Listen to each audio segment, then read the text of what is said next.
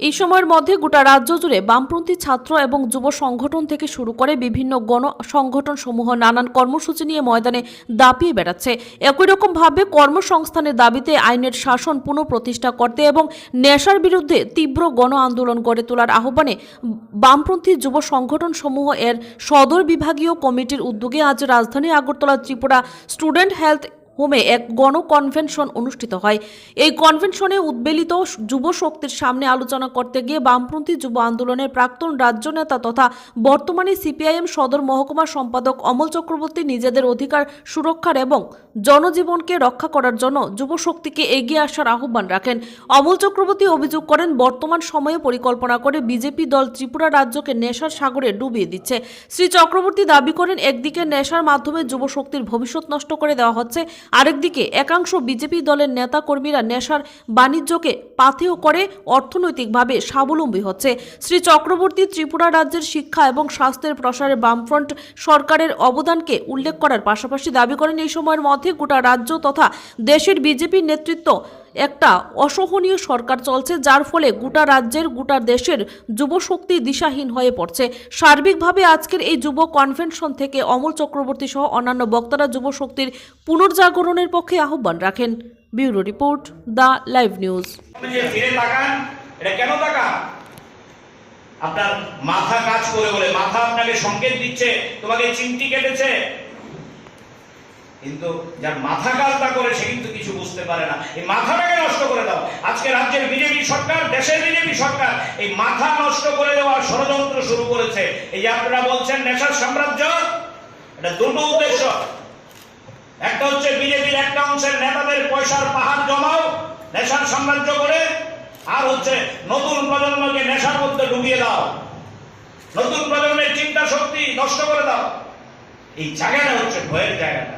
তাই আমি আপনাদের কাছে বলছিলাম, আপনাদের দায়িত্ব নিতে হবে। দেশের সরকার, রাজ্যের সরকারের একটাই ফর্মুলা,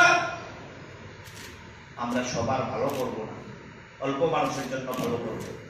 কর্মসংস্থান গল্প বলছে রাজ্যের সরকার। আমি আপনাদের জিজ্ঞেস করি, কোথায় হবে কর্মসংস্থানটা? কর্মসংস্থানটা কোথায় হবে? আমার পরিষ্কার মনে আছে, আমি রাজ্যে দীর্ঘদিন ছাত্র যুব আন্দোলন করেছি। আমাদের রাজ্যের প্রাক্তন মুখ্যমন্ত্রী মানিক সরকার প্রায়ই বলতেন, রাজ্যে যদি মেডিকেল কলেজ, মুখ্যমন্ত্রীর কাছে আমার মনে আছে তৎকালীন কংগ্রেসের নেতা ছিলেন, বিধানসভার বিরোধী দলের নেতা ছিলেন, এখন মন্ত্রী, আমি নাম বলবো না, মানিক সরকারের কাছে বিধানসভায় দাবি করছেন সব হাসপাতালে ডাক্তার দিতে হবে।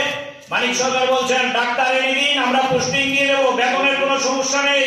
ডাক্তার তো ক্ষেতের মধ্যে তৈরি করা যাবে না, ডাক্তার করতে হলে মেডিকেল কলেজ চাই। চলুন বিধানসভার মধ্যে সর্বসম্মত দাবি করে আমরা দিল্লির হাতে একটা মেডিকেল কলেজ করি। বিরোধী দল নেতা চুপসে গেছেন।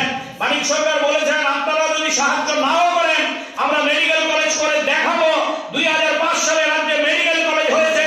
আজকে রাজ্যে ডাক্তারের কোনো সংকট নেই। আজকে রাজ্যে ডাক্তার পাস করে বসে আছে, রাস্তায় ঘুরছে, ডাক্তারদের অভাব দিচ্ছে না। এই বিজেপি সরকার লজ্জায় ঘৃণায় মাথা হেড হয়ে যায় না? পলাশটা রাজ্য স্তরে কনভেনশন করেছে, দেখছিলাম খবরের কাগজে, ডাক্তারবাবুরা এসে কথা বলেছে আমরা চাকরি চাই।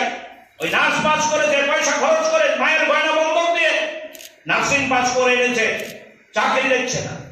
না, কোনো পোস্টের অভাব নেই, শূন্যপদ করে আছে, হাসপাতালে নার্স নেই, ডাক্তার নেই। পত্রিকার মধ্যে দেখছিলাম সাংবাদিক বন্ধুরা এসেছেন, অনেকেই তারা লেখা শুরু করেছে, খবর দেখানো শুরু করেছে, শিলাছড়ি হাসপাতালে 3 দিন ধরে ডাক্তার নেই। যুবকরা জেগে উঠবেন না? যুবকরা রাস্তায় নামবেন না? এরপরেও ঘরে থাকবেন?